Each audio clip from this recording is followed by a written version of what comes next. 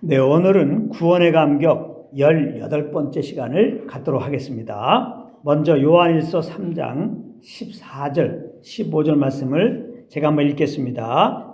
우리는 형제를 사랑함으로 사망에서 옮겨 생명으로 들어간 줄을 알거니와 사랑하지 아니하는 자는 사망에 머물러 있느니라. 그 형제를 미워하는 자마다 살인하는 자니 살인하는 자마다 영생이 그 속에 거하지 아니하는 것을 너희가 아는 바라. 아멘. 이 말씀은 예수 믿고 영생이 있는 자들은 형제를 사랑하는 자요, 영생이 없는 자들은 형제를 미워하는 자라는 말씀입니다. 그래서 오늘 제목이 무엇이냐? 사랑할 수 있으니까입니다. 사랑할 수 있으니까. 우리가 왜 구원의 감격 가운데 있어야 합니까? 형제를 사랑할 수 있게 되었기 때문입니다. 그래서 이전에는 도저히 사랑할 수 없는 형제를 우리가 성령을 따라 주님께 받은 그 사랑으로 형제를 사랑하게 되면 우리는 말할 수 없는 구원의 감격 가운데서 감사와 찬양으로 오직 주님만 높이며 살 수밖에 없는 것입니다.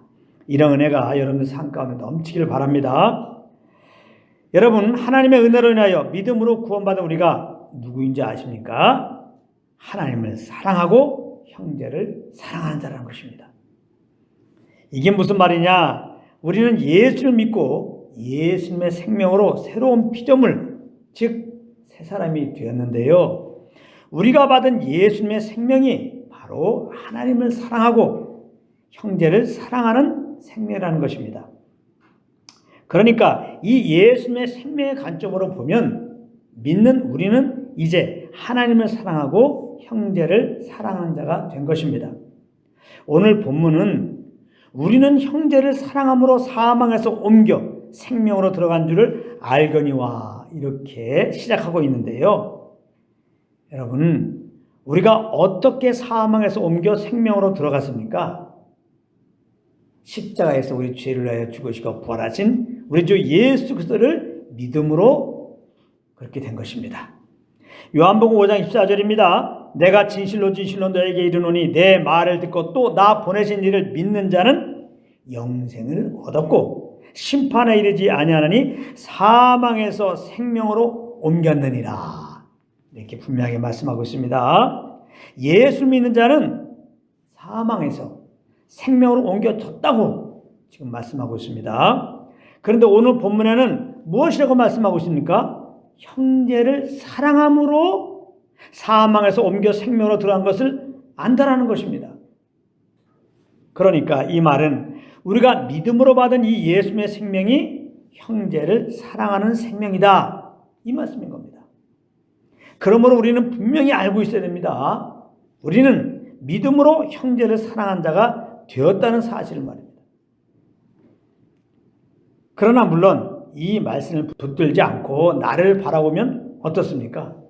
우리는 여전히 형제를 사랑하지 못하는 자입니다.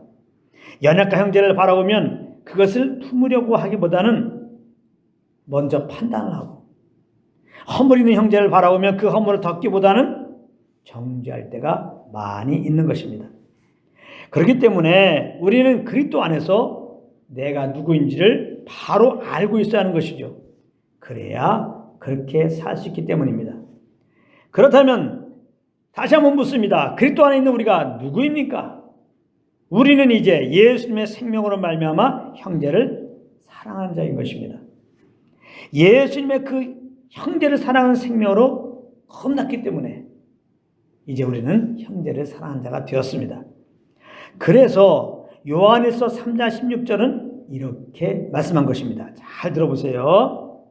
그가 우리를 위하여 목숨을 버리셨으니 우리가 이로써 사랑을 알고 우리도 형제들을 위하여 목숨을 버리는 것이 마땅하니라. 이렇게 말씀하고 있는데요. 여기 보면 예수님이 우리를 위하여 목숨을 버리셨으니까 우리도 형제들을 위하여 목숨을 버려야 한다는 것입니다. 그런데 잘 생각해 보십시오. 이게 우리의 힘으로 가능한 일입니까?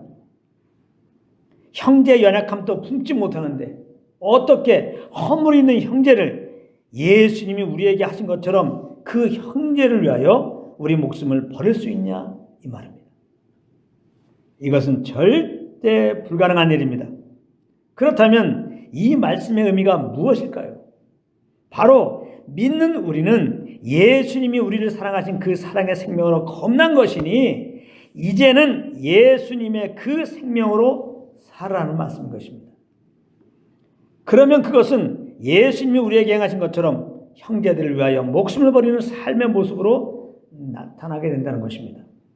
그렇다면 예수님의 생명으로 사는 것은 어떻게 사는 것입니까? 늘 말씀드리지만 바로 우리 안에 계신 성령의 인도하심을 따라 사는 것입니다. 성령님은 항상 우리를 위하여 목숨을 버리신 그리스도의 그 십자가의 사랑을 알려주시고 그 사랑으로 형제를 사랑하도록 인도해 주시는 분이십니다.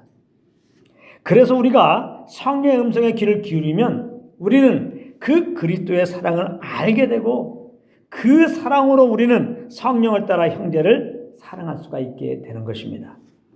그러니까 16절 말씀에 우리가 이로써 사랑을 알고 라는 말씀은 성령의 조명으로 그리스도의 그 십자가의 사랑을 알고 라는 의미인 것이죠. 그리고 우리도 형제들을 위하여 목숨을 버린 것이 마땅하니라 라는 말씀은 이제 성령을 쫓아 사는 것이 마땅한 것이다 이런 의미가 되는 것입니다. 성령을 쫓아 사는 것이 형제를 위하여 목숨을 마땅히 버리는 삶이기 때문입니다.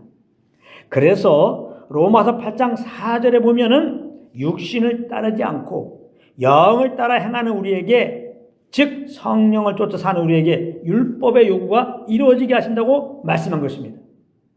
율법의 요구하는 바가 무엇입니까? 바로 하나님을 사랑하고 이웃을 내 몸과 같이 사랑하는 것입니다. 마태복음 22장 37절부터 40절까지 예수님이 그렇게 분명하게 말씀하고 있습니다. 제가 한번 읽어볼 테니까 잘 들어보십시오. 예수께서 이르시되 내 마음을 다하고 목숨을 다하고 뜻을 다하여 주 너의 하나님을 사랑하였으니 이것이 크고 첫째 되는 계명이요 둘째도 그와 같으니 내 이웃을 내 자신같이 사랑하라 하셨으니 이 두 계명이 온 율법과 선지자의 강령이니라 이렇게 말씀하셨습니다. 그러니 이 율법의 요구를 우리는 별짓을 다해도 어떤 노력을 해도 이룰 수가 없는 것입니다. 그렇지 않습니까? 우리가 어떻게 우리 힘으로 마음과 목숨과 뜻을 다하여 하나님을 사랑할 수가 있겠습니까? 우리가 어떻게 나 자신처럼 이웃을 사랑할 수 있느냐 이 말씀입니다. 그러므로 이 요구가 이루어지는 길은 딱 하나란 말이에요. 오직 우리가 육신을 쫓지 않고 성령을 따라 행하는 길입니다. 성령은 우리로 하나님을 사랑하고 형제를 사랑하도록 인도하시기 때문입니다. 예수님은 요한복음 13장 34절에서 이런 말씀을 하셨습니다. 새 계명을 너희에게 주노니 서로 사랑하라. 내가 너희를 사랑한 것 같이 너희도 서로 사랑하라. 이렇게 말씀하시는데요. 여기 보면 예수님이 새 계명을 주셨는데 서로 사랑하라는 것입니다. 그러니까 율법이 옛 계명이거든요. 그러니까 옛 계명이나 새 계명이나 똑같은 거예요. 사랑하라는 겁니다. 사랑하라. 그런데 예수님은 어떻게 사랑하라고 그랬습니까? 예수님이 우리를 사랑한 것 같이 그렇게 우리가 서로 사랑하는 것입니다. 그러니 다시 말하지만 이것은 우리 힘으로 절대 불가능한 것입니다. 그러므로 예수님이 하신 이 말씀은 뭐냐? 곧 성령을 쫓아 행하라는 말씀인 거예요. 성령을 쫓아 행하는 것이 주님이 우리를 사랑하신 것처럼 우리가 서로 사랑하는 유일한 길이기 때문입니다. 그래서 예수님은 이 새 계명을 이루라고 이 새 계명을 받은 믿는 우리들에게 성령 하나님을 보내주신 거예요. 로마서 5장 5절에 보면은 우리에게 주신 성령으로 말미암아 하나님의 사랑이 우리 마음에 부음받음이니 이렇게 말씀하고 있는데요. 이 말씀은 우리 안에 계신 성령님께서 하나님의 크신 사랑을 그 그리스도의 십자가의 사랑을 우리 마음에 끊임없이 알려주시고 계시다는 의미입니다. 그러므로 우리가 성령 음성에 귀를 기울이기만 하면 우리는 바로 그리스도의 그 넘치는 십자가의 사랑을 경험하게 되고 그 사랑으로 성령을 따라 형제를 사랑할 수가 있게 되는 것입니다. 그래서 우리가 새 계명을 이루기 위해서 매일 먼저 해야 할 일이 뭐냐? 우리 안에 계신 성령과 교통하는 일입니다. 성령으로 말미암아 우리를 위하여 목숨을 버리신 그리스도의 그 십자가의 사랑을 아는 것이라 이 말이에요. 그래서 오직 예수 그리스도의 그 십자가의 사랑만 전하고 그 그리스도의 십자가의 사랑으로 형제들을 사랑하며 살기 원했던 사도 바울은 고린도전서 2장 2절에서 이렇게 고백했던 것입니다. 내가 너희 중에서 예수 그리스도와 그의 십자가에 못 박히신 것 외에는 아무것도 알지 아니하기로 작정하였습니다. 이 사도 바울의 작정이 우리 모두의 작정이기를 바랍니다. 그렇다면 우리가 어떻게 그리스도의 십자가의 그 사랑을 알 수 있을까요? 오직 성령으로. 오직 성령으로 알 수 있는 것입니다. 우리가 그리스도의 그 십자가의 말씀을 읽을 때, 그 십자가의 말씀을 들을 때, 그 그리스도의 십자가를 생각할 때 우리는 성령의 조명으로 말미암아 그리스도의 그 십자가의 사랑을 경험하게 되는 것입니다. 이렇게 될 때 우리는 성령을 쫓아 그 사랑으로 형제를 사랑할 수가 있는 것입니다. 그러므로 우리는 이제 그리스도의 그 십자가의 말씀만 읽기로, 그 그리스도의 말씀만 듣기로, 그 그리스도의 십자가만 생각하기로 마음을 정해야 되는 것입니다. 이것은 정해도 되고 안 정해도 되고 그런 게 아니에요. 우리 마음이 반드시 그렇게 정해야 하는 것입니다. 왜 그렇습니까? 우리는 그리스도의 그 사랑으로 형제를 사랑하는 자가 되었기 때문입니다. 그래서 우리가 성령의 조명으로 그리스도의 사랑을 알게 되면 우리의 노력이 아니라 절로 형제를 사랑하게 되는 것입니다. 어떻게? 절로. 우리가 성령의 조명으로 우리를 사랑하신 그리스도를 알게 되면은 절로 형제를 사랑하게 돼요. 어떻게? 주님이 우리를 사랑한 것처럼 우리가 형제를 사랑하게 되는 거예요. 우리 정말 형제들을 사랑하기 원하잖아요.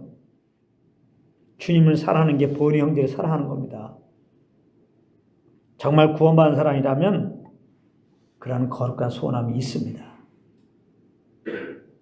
그래서 많은 사람들이 형제를 사랑하려고 그러는데 실패를 해요. 믿는 사람은 다 형제를 사랑하고 싶어요. 근데 그게 잘 안 됩니다. 왜 그럴까요? 내가 사랑해서 그런 거예요. 새 계명을 지켜드려야지. 그래서 내가 사랑하려고 한다 이 말이에요.